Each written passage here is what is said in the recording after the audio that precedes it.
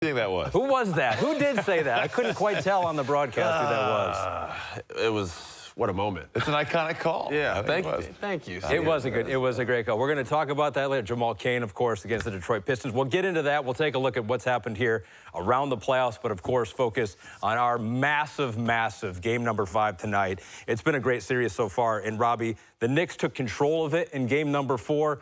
The main reason was what in your mind? Well, first of all, I think it's funny just how quickly things can change. You know, the sky is falling for New York, and then you go on the road. You win a decisive game 4, and just like that, you take back home court advantage. You come back to the Garden. I think it was because they were the more desperate team. They were the more aggressive team. And with Dyson Daniels' defense and the way that he's guarded Jalen Brunson, man, look at the way Karl Anthony Towns approached this game, of being the aggressive player, of being willing to have the offense run through him. And they did so in a variety of ways. But he looked to score, he looked to drive, he looked to make plays for other, active on the offensive glass, knocked down a 3. I just thought Karl Anthony Towns, his mindset was exactly what the Knicks needed, and they got it in a massive game 4 triple-double. 20 points, 10 rebounds, 10 assists, Austin. I mean, you could argue New York might even been caught by surprise a little bit, just with the tempo, the defensive, ability of Atlanta. It's one thing to know Nikhil and some of these guys can defend, but game 2, they come in there, they steal that win, they go back, they win game 3. Everybody, like you said, the world was ending in New York, right? They figure out a way to get back to who they are. It just felt like that entire game 4 was played New York tempo. They were able to keep it at a half-court game, and then you nailed it on the head, Robbie. Karl, he needs to be the best player in this series. I know Jalen Brunson's the closer. I know that's the guy they're going to play through. I know he's the best player in the team. But in this series, Karl has the advantage. He needs to be the most dominant, and he did it in a variety of ways, not just rebounding and holding down the paint, but he did it scoring and also facilitating and getting some of these other guys, OG and other dudes. So I think these names, we talk about Mikal Bridges, his struggle shooting, these are the guys that if they can compete and play at a high level scoring, it can just alleviate a lot of pressure on Brunson to where he doesn't have to play that one-on-one basketball. And now we're not just watching Jalen kind of go against, their best defenders every single play down the floor. This the recipe, this the template for the New York Knicks, at least in this series, you think? Well, I do think Austin mentioned tempo. Keeping Atlanta in the half court is going to be so important. Taking care of the basketball, not giving out those runouts. You think about some of the aggressiveness from the defensive standpoint of OG Anunoby, from Josh Hart, of going up and guarding somebody like a Nickeil Alexander-Walker, who's had a great year, most improved player in the NBA, or a Jalen Johnson, who's a guy that's in the discussions for maybe making an All-NBA team. And I just think Josh Hart, his intensity, the way he defends, the way he blows up plays. You listen to any of the Hawks, whether it's Quinn Snyder, whether it's Jalen Johnson, you listen to their post-game audio, they're talking about Josh Hart setting the tone, defensively just flying around and being a tone setter and a game changer. When you're looking at 2 wings, who better than Josh Hart and OG Anunoby to go out there and lock it up? And they did that in game 4. Yeah, Quinn Snyder saying that Josh Hart was guarding everyone out there, basically, and it looked like it. OG Anunoby, once again, great offensive game, led all scorers with those 22 points. The Knicks 24-5 when he goes over 20 points. We do have some soundbite from Jalen Brunson talking about what they need to do, what the Knicks need to do coming into this game number 5 tonight. No, I mean, this is what we work all year for, what you work all summer for, and to have an opportunity to play in the playoffs. And there's not a lot of motivation left that's needed, really. It's just, this is an opportunity for teams to go and put their names in history if they want it, so some more motivation. I think, I mean, throughout a series, there's always going to be adjustments. I think when a team loses, they have to figure out what they did wrong and how they're going to adjust. And so I think it's just constant adjustments and it's a constant chess game. You see what move they make, then you come back with a different move. All right, so it's the Hawks, Austin, now that need to figure out that next chess move. If you're them and you're inside that locker room, you need more, obviously, from Jalen Johnson. We saw it in the regular season. How do we get that in the playoffs now? Yeah, a lot of which is the playing style. Let's see if they can up the tempo. They got lost on so many plays on defense. I mean, it's not like the New York Knicks are running an advanced offense here. We're talking about a simple flex offense where they're just doing screens here, and we're losing coverages. So that's the key, right, is figure out ways to get stops, play in transition. This will open up good looks for Jalen. You talk about Kuminga. Their team is heavily reliant on these athletic wings, straight line drives, kicking. This is also a way for them to get open threes. You know, you get a couple of those to go down and, you know, spreads the floor for CJ to operate on ISO. Yeah. That's what they need to do, and they need to make this game a little bit more pace. If they play and they make this a half-court game, it just heavily favors New York, considering just the roster they have, the depth they have, and the ability to play inside out. It needs to be a high-paced game for the Hawks. And Ahmed, they got good looks from three. So you look at the numbers, 10 of 41 from the three-point line for a team that shot 37% from three on the season. They got good looks. I do think, though, they have got to find, Atlanta's got to find a way to ease the burden on C.J. McCollum in terms of when he's bringing the ball up. And you're looking at these guys that are guarding him, whether it's Alvarado, whether it's Josh Hart, whether it's, you know, Jordan Clarkson coming in off the bench. Those guys are hawking the basketball. Yeah. And when you're C.J. McCollum and you're already feeling all that pressure that you have to score, you know, especially if Nickeil Alexander-Walker hadn't shot it great earlier in the series, or Jalen Johnson maybe in that game 4 is struggling, man, C.J. McCollum can't be dogged bringing the ball up 94 feet. He can't initiate offense, handle pressure, and be expected to put up the numbers that he has in some of Atlanta's wins. So I'm looking for some of the Hawks, whether it's Onyeka Okongwu, Jalen Johnson. Man, you've got a headhunt. You've got to go up there, find a body, and make it a bit easier. If C.J. McCollum's bringing the ball up, now you can get him off it too. Dyson Daniels can bring the ball up. Other guys can initiate offense. But if McCollum's got the ball in his hands, these Atlanta bigs have got to find a body and pick off these defenders. And I think that's a great point. Dyson Daniels has to find a way to be more aggressive. They put Brunson on him to hide him, right? It can't always just be Dyson setting screens. Right. And just trying to get a switch to where they operate. You're still relying on CJ to go make magic on ISO. Having a steady diet of ISO buckets consistently in the playoffs is extremely hard to live by, right? Even if you are as skilled as someone like CJ McCollum. Dyson Daniels has to find ways to attack Brunson's feet. He's quick. He has capability. I've seen it all season long, him make all type of moves around the rim. And it doesn't even mean to score. Just drive and get a paint touch to collapse defense and get it, like you said, some good looks for Nickeil. And Jalen Johnson, some of these guys are more than capable of getting the rebound and pushing the tempo to where they don't have to look for CJ. This guy's in his mid-30s, right? So, and he has been the highlight. I mean, the two game-winning shots, buddy. You got the All-Star here, and you got the NBA's most improved player.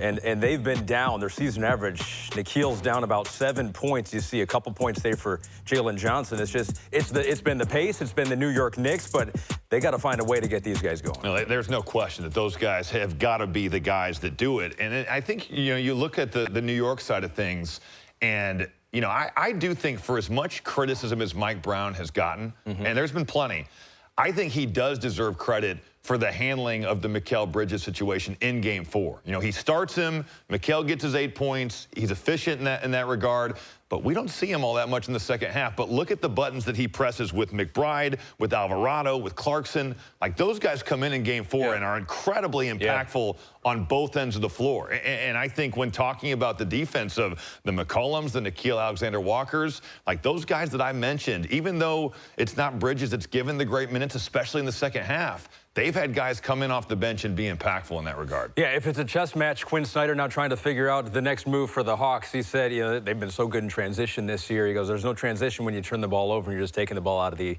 bottom of the net, which they have done, did in last game. See if they can switch things around much more on this game. Do that. And a Detroit Pistons fan growing up, Jamal Cain. Did you know that? The Detroit out after the game. He said he made a whole lot of his friends and family very conflicted. They did not like during that game. Did you guys ever have someone call his mom a dunk? Did you guys ever do that? Did I ever put someone in? Yeah, put them on a poster. All right, yes. Well, we went back in the archives, you know? We just wanted to see if you remembered them. We picked this one out, 2020. The bubble. I don't know if this is a mama, but, you know, Shea got in the way. Oh, that's That was young Shea. Watch out, Shea. Yeah, hard as a guy. Come on, that's a...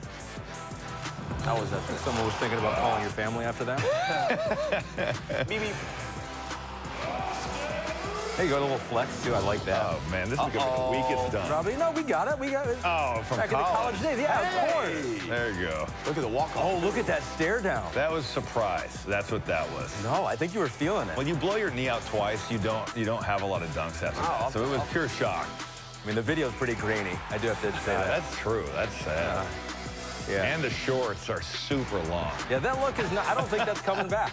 I remember you and Evan used to wear those shorts that were like down it goes around every year, the meme of the long shorts. I'm glad I could be a part of that. That's good. Yeah. I think it was cool. Yeah. It was the style. It was the style. You had to lean into it.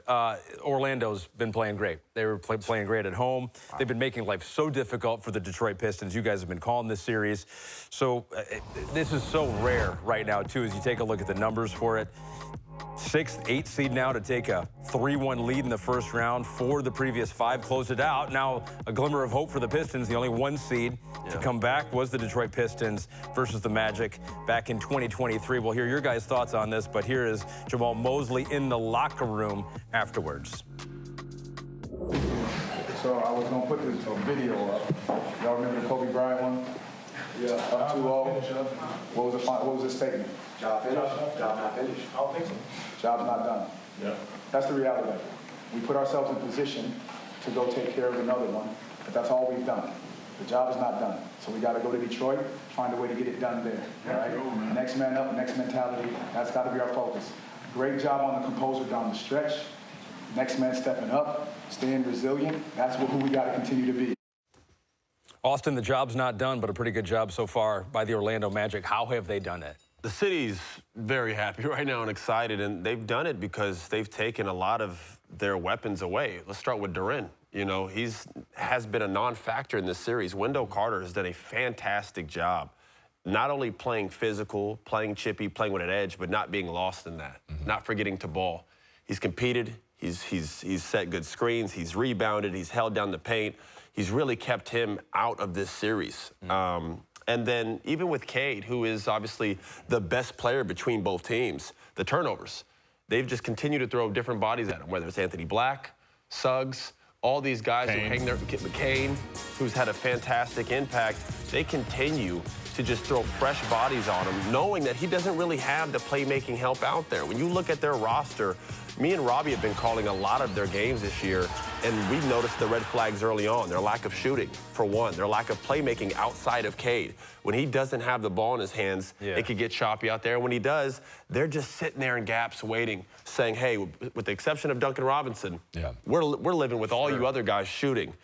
Cade can't beat us 1-on-5. And you've really gotten to see Orlando's depth with Franz and Paolo and, you know, Black and all these other guys. But Robbie, how do you win 60 games?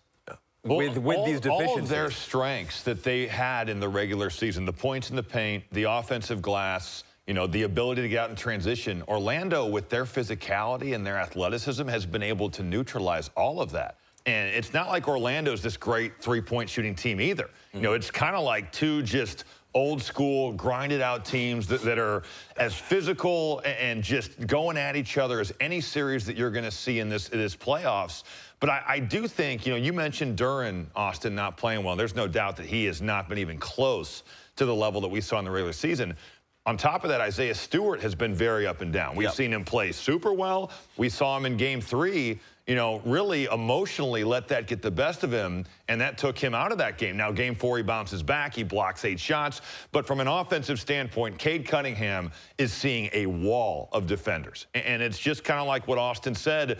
Orlando is living with everybody outside Duncan Robinson shooting threes. And they can't afford to have Duncan have a game like he did in Game 4 where he doesn't make shots from the perimeter. It's just offensively, you know, I'm thinking at the end of that game, Austin, and you're trying to like say, all right, well, 6 minutes to go. Where do you go if Cade Cunningham is really struggling? And it's like, Tobias Harris has been good in his role. It's been great. But outside of that, there's not many good answers right there for J.B. Bickerstaff. You look at player for player in the roster, who has more talent, you think, in this series? You think Orlando does? Orlando's a misdiagnosed 8th seed. This is a team that's played, what, 19 games with total their starting 5? So if this team was healthy the whole season, and I don't like getting into the ifs, but we're talking about a 3-4 seed. This is a team coming into the season. People were talking about being a contending team out of the East, considering last year they were able to, you know, have a good effort versus Boston. Paolo averages 30 in that series. They played with a lot of their guys out. Suggs wasn't available. They come in healthy this year. They add Desmond Bane, who deserves a ton of credit. Who's also been playing his tail off, shooting the ball. But dysfunctional at times, though. It's looked like it has been. But them being fully healthy, and they are such a hot and cold team. Right now they're hot. you could see it in the way they're playing, the confidence. And we saw it the first 5 minutes of the game yesterday. Right. Now, Detroit was able to come back and make a little stand and make it a ball game. And you said it, there's not a lot of shooting here. We're talking about, what was it? What was the final score of that This game is a grinder. It was a throwback. It was it's a throwback not the prettiest of games. Last Pistons championship, basically. Yeah, it's not the prettiest, but talent-wise, when you look at Cade, right, and he just nailed it. When Cade's not on the floor, even when he's on the floor, when he doesn't have the ball in his hands, who can make a play? Not only for themselves, but for their team. Because when I take Paolo out, you got Franz, you got Anthony Black, you got Suggs. Yeah. You got guys who are, you got Desmond Bane. Yeah. You got guys, all these guys are capable of having 15 to 20 or more. Yeah. I can't say the same thing for Detroit. Their actual second best scorer is actually a defender, which is Jalen Duren. Yeah. So, you know, we're relying on Duncan and Jenkins, you know, a guy who just got converted from a two-way. And shout out to him because he was actually a lot better yesterday and he's had a really good season. Yeah. But comparing these guys to some of these top-level, known, experienced players, Franz, Baines, who have had playoff runs, right. they're more talented of a team, in my opinion. And Orlando is also sneakily, I think, more experienced playoff-wise. Yeah, when you look at that core, what they've been through the last 3 years, you know, they have been through more of the playoff battles than the Detroit Pistons have, where they really have 1 year of that. The Franz Wagner injury looms incredibly large. Yeah, questionable for Game 5 with that ankle injury. Ankle or calf or whatever they listed it as. Oh, calf injury, yeah, calf injury. But just in terms of, I think, Detroit, you know, you're just looking for answers, and I don't know if there are any easy ones out there. But here's the thing. If you're JB Bickerstaff, this is the knock against you, right? You're a good regular season coach. Got to figure out a way to win in the playoffs. So if you are him, Austin, you got to figure out a way to show that 60-win team here at least a couple more games in the playoffs. That's the answer is they got to double down on being physical. Yeah. Because they can't go talent for talent. They don't have the shooting. They don't have the scoring and playmaking. They have to figure out to make this game as ugly as possible. Well, I think also leaning into their defense, right? Like Correct. Their defense, with the turnovers that they've had, Detroit has turned the ball over like crazy. Weird ones, too. And it's even been Cade Cunningham. Yeah, you know, he has had some uncharacteristic giveaways. I think Detroit has got to be all in. It's got to be stops. It's got to be some pace. That pace has got to help their offense. The fast break points certainly are a way they can help them. I don't know how much JB can do. I think JB's a top-tier coach, in my opinion. The roster is what it is. Yeah. You know, JB can't go out there and shoot for him. You know, I know coaches. They might ask him to do that, though. Yeah, that's this continues. That's the day and age we live in. I know the coaches get the blame and everyone. You know, Mosley was supposed to be fired 2 weeks ago. That's what everyone's saying, right? But now he's probably going to get an extension. Yeah. It's never been a Mosley problem. You know, he was a good coach 2 weeks ago, guys. Yep. You know what I mean? So I know that's like the easy thing we do, and it's not us. It's just the way it goes and works in this business. Yeah. You know, we know the Rivers. You know, we got my pops is golfing right now. You know what I mean? Like, it's just the way the business works. But the roster is what it is. So well, and Austin, when you go 6 of 30 from 3, that floor is getting really, really shrunk. And he watches some of what these coaches are going through. The golf course seems pretty nice. You know, it seems like right about now you're down with the game on Game 3. I haven't seen that, and he was smiling and walking around, waving, shaking hands. Like, who is this guy? Really content with the way things are going. Boston Celtics have been smiling at a quote. He's not scared. It's kind of refreshing, though. I agree. Like just the he's not the tension. A big talker, to be honest with you. Prior to this, like he's not a guy that has a lot of sound bites. It's something specifically in this series. I think they have so much familiarity between the two. Both teams are built by the same person, Tim Connelly. Yeah, true. A lot of cross hires. You know, players have played in both teams. Bones played on both teams. A lot of these guys. So they've played more than any other 2 NBA teams over the last 4 years. So that's enough to ruffle feathers. And then you add the fact that he's an ultra competitor. So it's definitely a lot there. Yeah. All right. So what do we think about this series? Obviously, no Ant, huge blow. Yeah, the injury just loomed so large. Yeah. And Minnesota, without question, has gotten the worst of that. The Anthony Edwards thing, it's a miracle he didn't blow his knee out just from watching the way he fell. Hopefully he can come back if Minnesota finds a way to extend this here. The DiVincenzo thing, though, and Austin, we were kind of talking about this before the show, looms very large, especially in a game where you turn the basketball over 25 times. And who are your primary ball handlers for a lot of the season? Well, Dante DiVincenzo, Anthony Edwards, those guys have the ball in their hands. You turn it over that many times, it doesn't matter. The onslaught of the third quarter, you know, Nikola Jokic gets on track. So much has been talked about the way that Rudy Gobert has guarded him, and rightfully so. But Minnesota does have weapons still. They still have Julius Randle. They still have capable guys that can go and get baskets. You've got Gobert protecting the rim. Jaden McDaniels, I think the pressure on him to be consistently really good offensively, that rises a ton. You know, when you've got Ant and you've got Dante DiVincenzo, he can afford to have the game where it's like, all right, you know, Jaden's got his 8 points, but we know he's locking up on defense. Now he's got to be an every night two-way player. The defense is always going to be there, but I think offensively, Jaden McDaniels will feel the brunt of that, I guess, pressure offensively without those two guys. And they got guys like Naz Reid as well. It's the sixth man of the year Bones guy. Highland. You know, Bones Highland, Ayo, who just had 40-something in one of these games. Yep. You know, these are all guys that I've watched this season and seen at one point or another, they've had 20 or more. You know, so these are guys who can step up. They got to win one game. You know what I mean? It's not like this is a fresh series. They got to beat this team one time. Yeah, that would be the rallying cry for them. The question is, can they do it with the way that Nikola Jokic played last game? Obviously stepped his game up facing elimination. You knew he would do that. Hasn't been that efficient a shooter sometimes this season. Stepped it up, shot 60% from the floor in this last game. Robbie, anything specifically on, I mean, when he's playing like that? Yeah, no, I mean, he was efficient. 9 of 15 from the field. You look at the first 4 games of this series, well, he got his numbers 25, 14, and 8, 39% from the field, 18% from 3 in those first 4. He's still not shooting overall a great percentage from 3, but there's no question that his efficiency, you know, and also just the way that the best players on Denver played like the best players. You get Jamal Murray doing that, and then you get some of the other guys. It's you know, Cam Johnson, it's Spencer Jones, the way that those guys were able to contribute. David Adelman said it before the game. It's all hands on deck. Without, you know, some of the guys that they're missing, and Aaron Gordon and Peyton Watson, like, they need guys to step up. They got that, but at the end of the day, their stars played like the stars, and that's why they were able to push that out in the third quarter and ultimately win the game. Yeah, Rudy Gobert against Jokic when he has been the primary defender. Jokic has only shot about 36% in this series so far. Does it look like for both of these teams, though, because you project ahead, Denver's got some issues, right, defensively specifically. Now you got the injuries with Minnesota.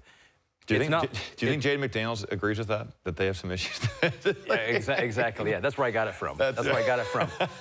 When you look at both of these teams, they're going to need to dig deep, because I think when you map this out maybe a couple months ago, you go, I can see Minnesota making a run. I can see Denver making a run. Absolutely. Could you see that right now still? Deep in the playoffs? No. Without Ant and DiVincenzo, no. Because what about the Denver side? Denver, possibly, yes. They still have the best player on the planet. You know what I mean? And, you know, Aaron Gordon's health is one of those things that, you know, he's pretty much the anchor of this team. You know, we talked about Josh Hart with the Knicks. I know they have a different game. Similarly, though, he is the anchor of the Nuggets. He does all the little things. He's the one that when he's on the floor, he gives them just like sound and stability. But as long as Jamal Murray's out there and Nikola's out there, and they have the bulk of their group, for sure, they can give a lot of teams problems. Minnesota, on the other hand, obviously without their best player, that just is a problem. And then what Dante gives them in terms of just spreading the floor shooting, now instead of having a sure three-point shooter, you have capable guys, Bones, Ayo. These are guys who are capable, you know, who could shoot, but there's a difference. And I don't see it for them. But for now, one game possible with all those scores on their team, yes, they can win one game. Well, and Austin, think about, you know, we saw Denver in the regular season in what was an unbelievable game in Oklahoma City. Those two teams, we talked about the history in some other series. Those two teams right there, Denver, OKC, you know, the defense certainly has question marks, I think, for the Nuggets. But when you have an offense that can be as dynamic with the stars that they have and the history of those two teams, I mean, Oklahoma City looks like a juggernaut, but, you know, anything can happen. When you've got offense that can score like that, you know, I wouldn't count them out at all if they get through Minnesota. Denver took them to 7 last year. As you said, they've been very familiar with each other the past few seasons. All right, we got to take a break. Our game. How much forget to put it on.